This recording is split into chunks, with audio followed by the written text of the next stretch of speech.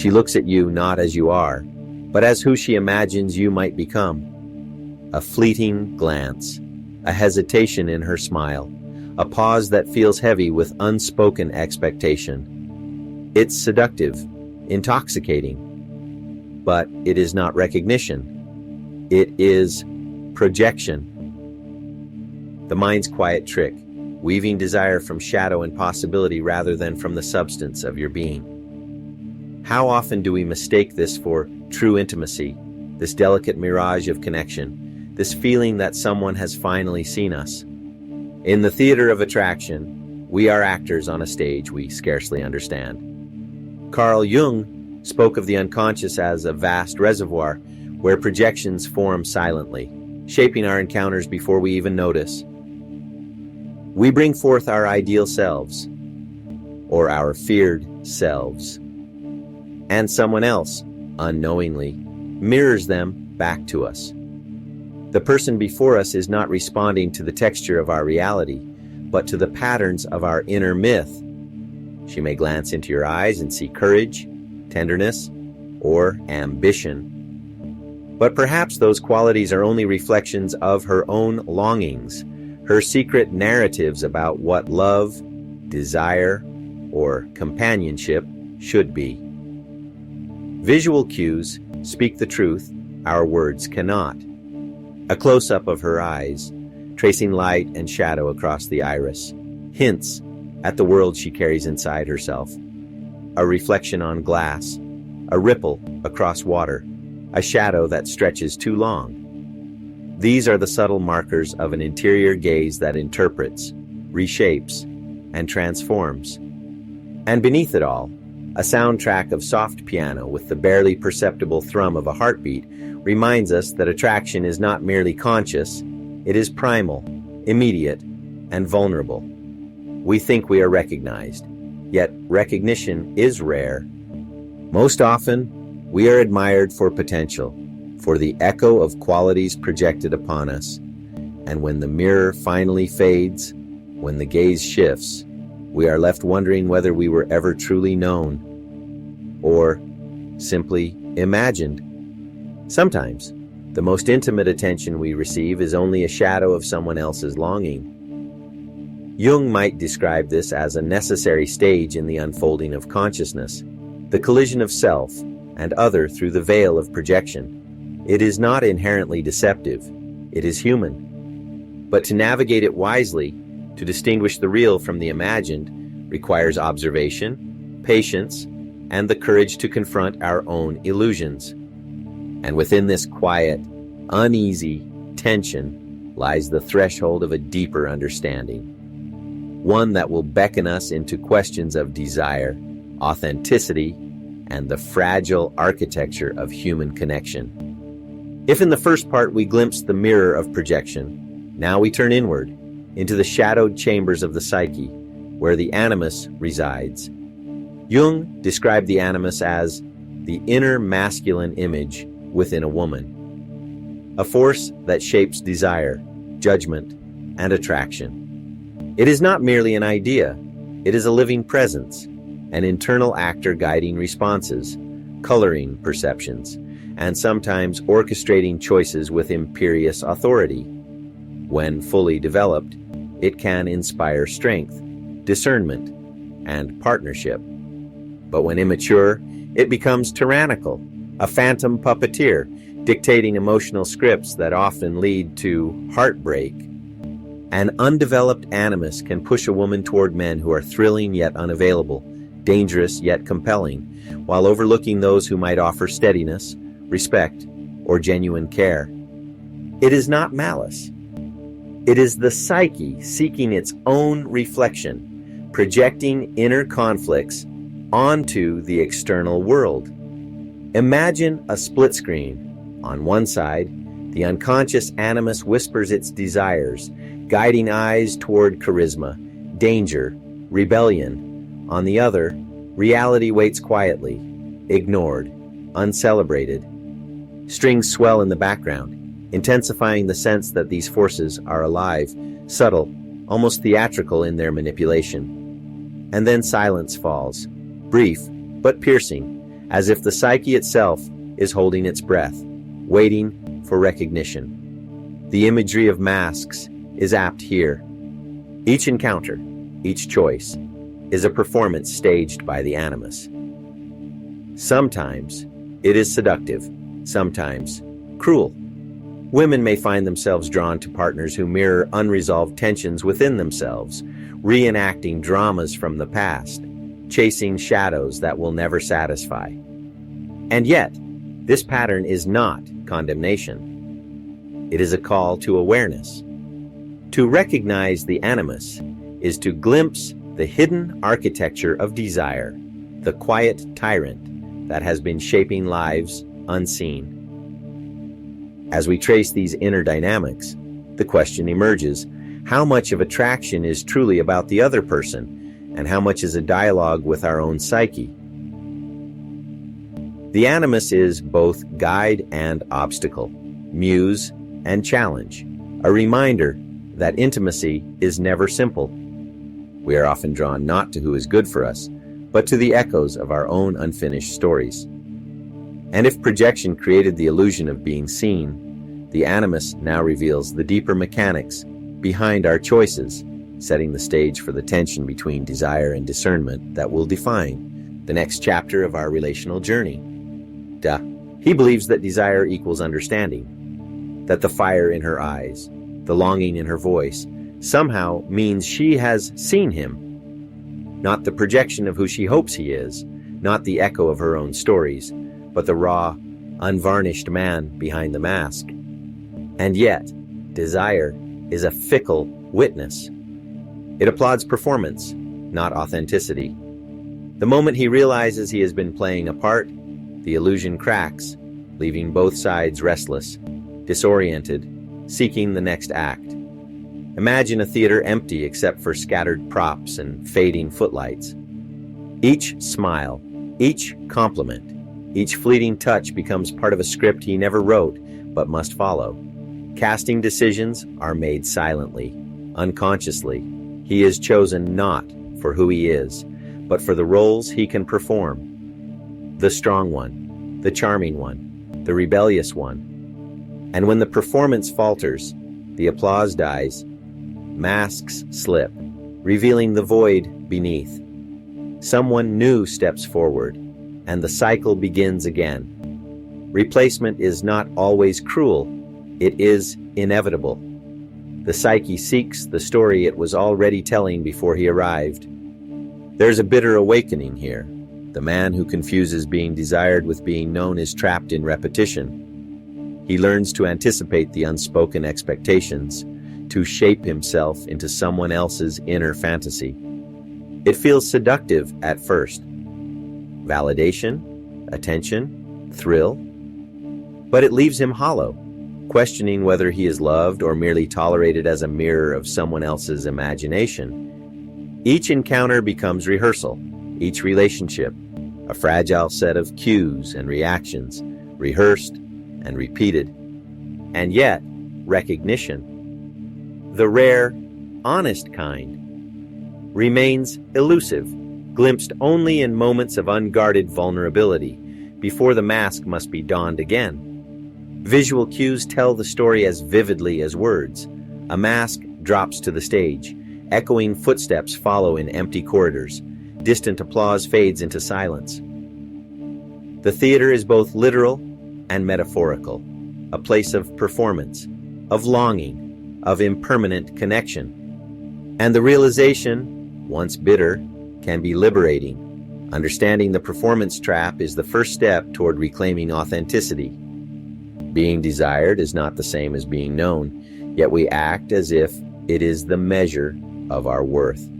As the echoes of projection and animus fade, the stage is set for a deeper reckoning with intimacy, boundaries, and the pursuit of real understanding. A reckoning that will challenge both expectation and desire in ways we rarely anticipate. The theater of desire, the illusions of projection, the traps of performance, all of it points toward a single, unflinching truth.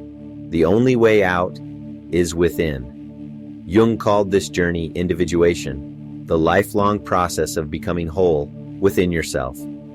It is not a romantic notion, nor a fleeting moment of self-discovery. It is a relentless confrontation with your own shadow, a brutal reckoning with the parts of yourself you have ignored, denied, or disguised. Few dare to climb this inner mountain, for the path is steep, solitary, and unforgiving. Many men struggle to begin this journey, sidestepping reflection, numbing themselves with distraction, or measuring their worth through the validation of others. Imagine a lone figure ascending a jagged cliff, chains of past illusions snapping with each step, the wind howling with reminders of mistakes, desires, and betrayals. Every misstep confronts him with his own fears. Every pause demands honesty he is unaccustomed to giving. This is not comfort, it is confrontation. The mountain is both external and internal, a metaphor and a reality. It asks, who are you when no one is watching? Who remains when the masks fall, the applause fades, and the projections dissolve into silence? Individuation is terrifying because it strips away the convenient illusions that have guided our choices. It forces a man to face the animus within, to distinguish between the self and the shadows of fantasy, to abandon the seductive trap of being desired without being known. In doing so, he discovers autonomy, not arrogance, but an authenticity that no performance or projection can replicate. The path is lonely, yet paradoxically, it leads to connection that is real and enduring, not borrowed from someone else's imagination. Visualize chains breaking, the summit in view, a figure silhouetted against dawn, minimalist sounds. The soft rush of wind, the slow rhythm of breath. Echo the internal pace of transformation. It is challenging, painful, yet quietly exhilarating. The journey does not end at self-knowledge, it begins there. And in this ascent lies the promise that the cycle of illusion, projection, and performance can be transcended. True wholeness is not found in being seen, but in daring to see yourself completely. From this vantage, the next question arises. If individuation is the escape from illusion, how does one navigate the delicate terrain of real intimacy, where knowing and being known are earned, not imagined? The stage is set for a confrontation with connection itself and the lessons it demands. He bends. He molds. He reshapes himself to fit the contours of another's expectation, believing that compromise is love, that adaptation is intimacy. But beneath each concession, beneath each effort to please, there is a quiet self-betrayal, a surrender disguised as virtue. He becomes clay in the hands of projection, a living sculpture shaped by desires that are not his own. The paradox is cruel. The more he seeks validation, the further he drifts from the mystery that once attracted her. Desire is never drawn to predictability. It thrives on challenge, on the hint of the unknown. And yet, men, desperate for approval, trade authenticity for acceptance, not realizing that love cannot be conjured from conformity. Imagine puppet strings gliding across a dimly lit stage.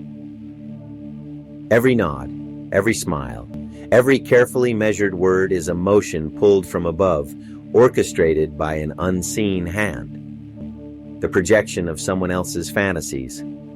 Mirror reflections reveal the subtle cracks, the compromises made in silence. Discordant notes punctuate the scene, a soundtrack of internal tension, until clarity slowly emerges, chains snapping, the recognition that the pursuit of love through compliance is a cage. To seek affection by becoming a reflection of expectation is to trade freedom for illusion. Feminine instinct, as Jung observed, is drawn to depth, complexity, risk. Mystery is magnetic. Predictability is antiseptic. By surrendering to the desire to be liked, he kills the very spark that drew attention, leaving a hollowness that neither approval nor applause can fill. And yet, There is a brutal honesty here that is necessary. Self-betrayal disguised as devotion is not devotion, it is captivity. Liberation begins with awareness, seeing the strings, feeling the clay, understanding that attraction cannot be fabricated by bending to someone else's image. The imagery is stark, hands breaking free from chains, clay crumbling back into raw, unshaped earth, reflections in shattered mirrors catching fragments of a true self glimpsed through the distortion. Minimalist sounds rise and fall. Discord resolving into rhythm, tension dissolving into possibility. The lesson is unmistakable. Validation sought externally enslaves, while integrity claimed internally frees. Seeking love by bending to another's image only ensures you will never be truly seen.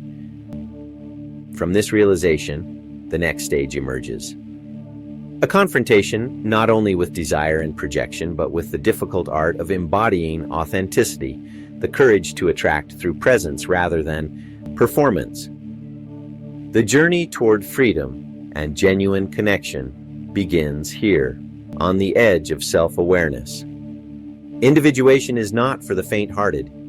It demands a form of dying before you die, a shedding of illusions, desires, and dependencies that once defined the self. The man who undertakes this journey discovers a solitude unlike any other, an isolation born not of circumstance, but of clarity. Society does not celebrate those who see too clearly. It fears the mirror that reflects uncomfortable truths, the presence of one who refuses to bow to expectation or projection. And so, the individuated man walks through empty rooms, his footsteps echoing against walls that have grown both silent and sacred. Visualize a solitary figure against a pale dawn, broken mirrors scattered like fragments of the world he once knew, yet each shard reflecting a deeper honesty. The initial shock of awakening is disorienting. Friends drift away. Admiration fades. The familiar comforts of conformity slip through grasping hands. The wind whispers, reminders that the path demands courage, for being awake means holding a light in a world comfortable with shadows. This is the paradox. Strength emerges from isolation, clarity from abandonment, freedom from the willingness to stand alone. Emotional awakening is a mirror that many resent. When one begins to embody truth, to speak from authenticity rather than projection or desire for approval, the reactions are rarely gentle. Criticism, misunderstanding, and subtle alienation become constant companions. And yet, there is empowerment in the realization that the world need not recognize you for you to be complete. The lone piano plays softly, each note a meditation on persistence, each pause a space for reflection. Strength accumulates not from validation, but from commitment to one's own interior sovereignty. In this melancholic landscape, there is a quiet beauty. Empty rooms transform into sanctuaries. Solitude becomes a forge, and the broken fragments of previous selves are reassembled into a coherent, whole presence. This path is demanding because it forces confrontation with all that is denied or hidden within. It is the courage to be unmasked in a world addicted to masks, the willingness to endure rejection, and the embrace of self that cannot be borrowed or performed. To walk the path of truth is to be hated, misunderstood, and ultimately free. As he stands amidst this solitude, the next horizon emerges. Not a promise of easy connection, but the challenge of forming bonds that honor authenticity, where recognition and intimacy are earned rather than projected. The stage is set for what it means to engage others without losing oneself. Even after confronting desire, performance, and the harsh truths of validation, many remain entangled in an older, subtler web, the dance with shadows. Both men and women, unready to face their own inner darkness, unconsciously project it onto the other. In women, the animus, the internal masculine, can manifest as a false authority, a certainty born not of understanding but of unresolved psychological patterns. This is not condemnation, it is pattern recognition. Cultural conditioning, early relational scripts, and unconscious defense mechanisms all converge to shape responses, creating cycles that seem endless. Men, still caught in the performance trap, respond in kind. They see control where there is none, threat where there is yearning, and in doing so, reproduce the same projections that have haunted them from the beginning. Both parties are trapped in circularity, mistaking reflection for reality, judgment for insight. The relationship becomes a psychological maze, a room of mirrors where shadows dance, echoing fears and unhealed wounds, spinning each encounter into repetition. Every argument, every disappointment, every misalignment is not merely about external events. It is the shadow speaking through projection, demanding acknowledgement that is seldom granted. Visualize this cycle: dimly lit corridors where figures move in circular patterns, shadows elongating and twisting with every step. Mirrors multiply reflections, creating the illusion of many selves, none fully real. The soundtrack mirrors this circularity. Cyclical melodies that loop, echoing, building tension, and then subtly fracturing, hinting at the possibility of disruption. The tragedy lies in the comfort of repetition. Both sides cling to familiar patterns because they avoid confronting what is hidden within themselves. Yet, in this cyclical trap, there is potential. Awareness of projection, recognition of the shadow, is the first crack in the maze. When either party pauses, when the reflexive blame softens into self-examination, the dance shifts. Shadows stop dictating the rhythm. Reflections begin to speak truth rather than accusation. This is the threshold between repetition and transformation, the point where relational entanglement can evolve into authentic connection. Until we face the shadows we carry, our reflections will only show each other the illusions we refuse to see. From here, the next challenge emerges: integrating self-awareness with intimacy, learning to navigate desire, attraction, and connection without the distortions of projection. A journey toward relationships that honor both freedom and authenticity. The spotlight narrows. The room falls silent. There is no applause, no validation, no external cue to guide him. Just the mirror, just the reflection of a man who has been chasing projections, bending, performing, and hoping to be desired rather than known. And then it hits.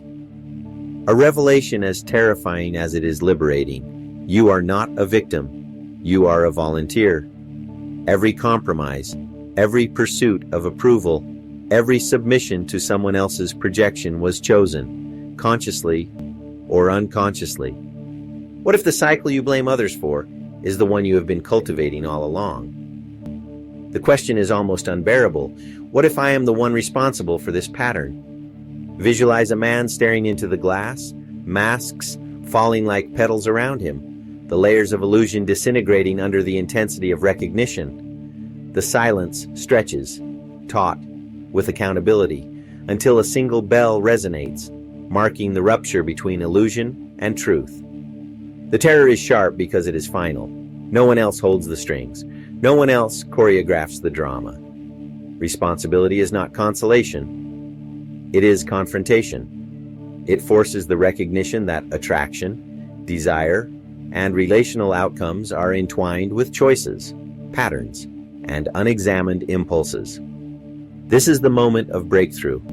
The psychological weight of blame lifts, not because someone has validated him, but because he sees clearly for the first time. The liberation of truth is accompanied by the sting of honesty. In giving power away, in seeking love through compliance or projection, he has been complicit in his own entanglement. Yet there is beauty in this realization. To accept responsibility is to reclaim agency, to step from the shadows of reactive patterns into the light of conscious action. It is the first step toward relationships that honor both authenticity and freedom, where connection is mutual and not borrowed from fantasy. Soundless for a beat, the mirror reflects only what is, the man exhales, the tension releases, and the space between past patterns and future possibility opens. The moment you stop blaming others, you begin to reclaim the life and love you've been unconsciously scripting for someone else. From this confrontation arises the next phase, understanding how self-responsibility transforms not just patterns of desire, but the very way intimacy is experienced, built, and sustained. The stage is now set for mastery of presence, where authenticity becomes magnetic and projection no longer dictates connection. There's a curious paradox in desire. Women are most drawn to men who do not need them, who do not seek validation through their gaze. The man who has confronted projection, assumed responsibility for his patterns, and rooted himself in his own being becomes untouchable. Not in arrogance, but in presence. He is unmanipulable, unshakable, grounded in a self that no external expectation can distort. In this state, he is fully alive in his own skin, a presence that is both magnetic and quietly formidable. Visualize a tree with roots that plunge deep into the earth, an immovable mountain resisting the storm, a calm in the eye of chaos. The world may bristle at such a man, uncomfortable with the individuation that radiates freedom and self-possession. Society prefers pliability, performance, and predictable compliance, yet here stands a man who has traded approval for authenticity. Every encounter becomes a reflection not of projection, but of reality. He does not chase desire. Desire moves toward him, drawn by the integrity and completeness he embodies. The liberation is profound. Freed from the chains of needing approval or orchestrating attraction, the man becomes a silent force. Presence replaces performance. Depth eclipses superficiality. Women, unconsciously attuned to power, maturity, and psychological wholeness, are drawn to this grounded energy. It is not about domination or control. It is about self-mastery. He experiences intimacy not as a transaction of validation, but as resonance with someone equally authentic. The irony is quietly amusing. The very independence that once repelled is now the magnet of connection. The freedom that society fears becomes the source of natural attraction. Sound resonates like deep, stable tones, echoing a confidence born not of ego but of alignment with self. Each moment of stillness, each act of non-attachment, reinforces presence. This is the stage before mastery, the point where authentic relationships can flourish, untouched by projection, drama, or the compulsions of need. When you stop needing to be seen, you become impossible to ignore. From this grounded clarity, the path opens toward the final challenge, maintaining presence without surrendering autonomy, and navigating intimacy where attraction is mutual, conscious, and unburdened by old shadows. After the long, arduous journey through projection, shadow, and self-responsibility, there comes a rare moment when two fully individuated souls meet. They do not seek to fix, perform for, or validate each other. There is no masquerade, no chasing of fantasy, no unconscious need to be seen through the lens of desire. They meet as whole beings, each having done the work of their own shadows, each carrying scars that are no longer shameful, but markers of growth. In this encounter, love is not a transaction or a reward. It is recognition of the other's integrity and freedom. Visualize two figures standing in quiet awareness, sunrise casting golden light over clear, calm water. They are partners, not prizes, mirrors, not mothers, allies, not saviors. Their connection is immediate, yet grounded in patience and respect. Each reflects not unmet desires, but conscious presence. The conversation is effortless, the silence comfortable, the gestures of care subtle, yet profound. There is no urgency, only the natural unfolding of intimacy born from mutual authenticity. In this space, the irony of the previous patterns becomes luminous. No longer is attraction a dance of projection and manipulation. Desire is no longer tethered to compliance or performance. Instead, it flows freely between two individuals whose completeness does not depend on the other. Each presence affirms the other without diminishing themselves. Women are drawn not to need, but to grounded, fully alive men. Men recognize that love is deepest when it is free from compulsion. Freedom begets freedom. Wholeness invites wholeness, and the rare encounter becomes a sanctuary where connection thrives without compromise of self. The soundscape is harmonious, yet independent. Two melodies intertwining without losing their individuality.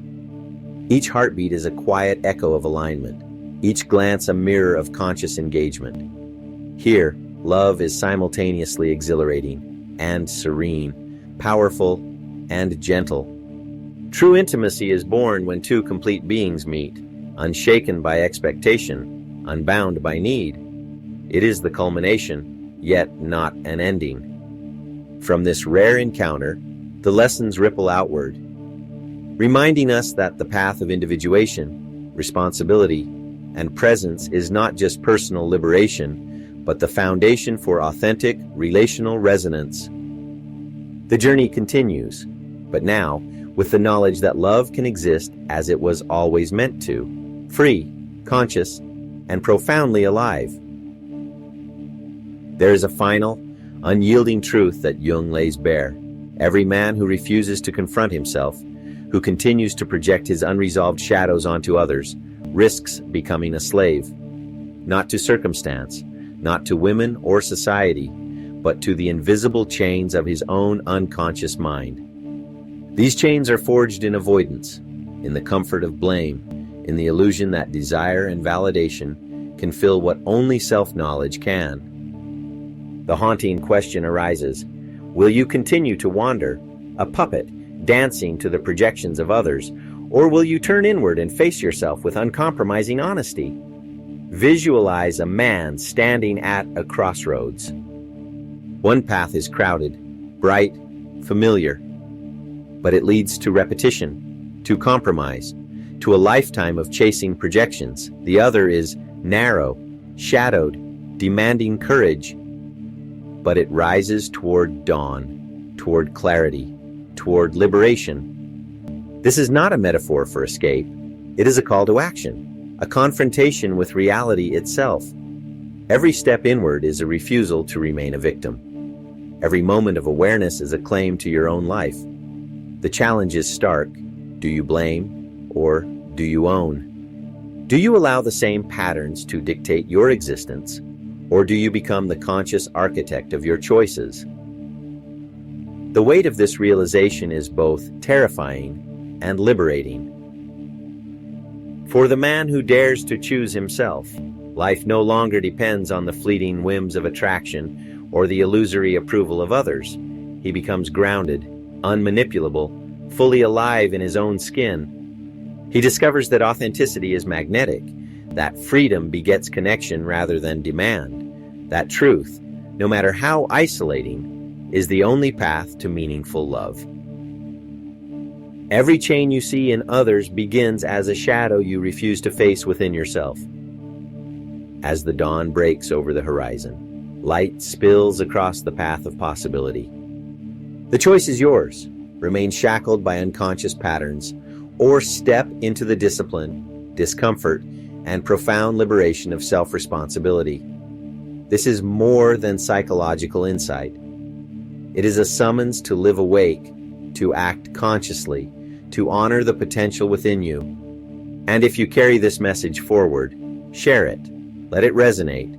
Perhaps others will find the courage to confront their own shadows as well. The work is never complete, but the first step, as always, is choosing yourself.